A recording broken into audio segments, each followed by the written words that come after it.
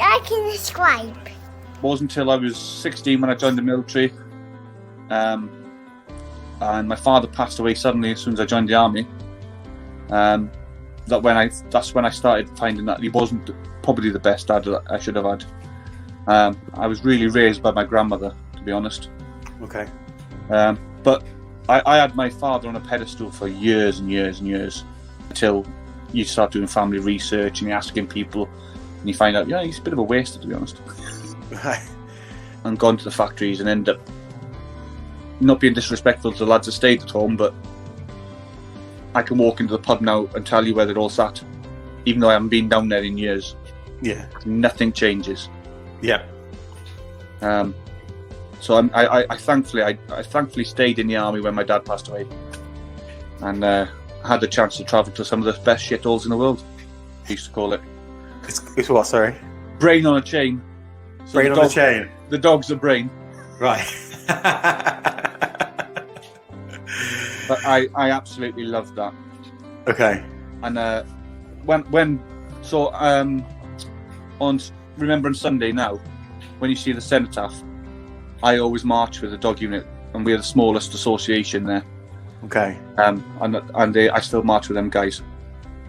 So you see us all with rope leads around us, and we even get squaddies on the day going, "Why have you got rope on you?" And we go, "Oh, Army Tug of War champions," because they don't know who we are.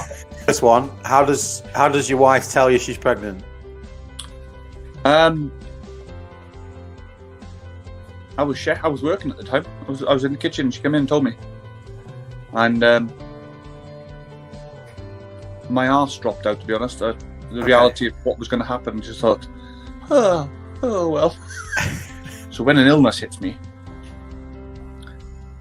I lose my job, I lose my hobby, I lose what in my head is what makes me their dad.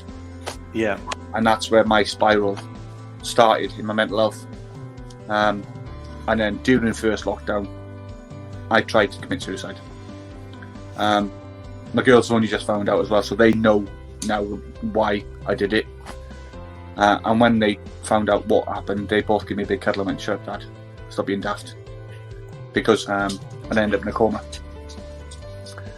And it was a horrible 3 weeks. Like I said to you off air earlier on, people think, you're asleep. I relived a lot of the shittiest times that I buried in my life, and I never want to go there again. And it's like constantly fighting.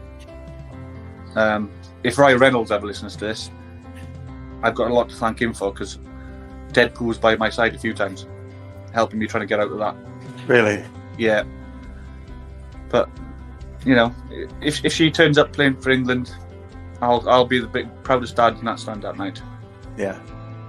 I won't wear an English shirt though, but I'll be the proudest dad in that stand. You will if she asks you to. I know. No.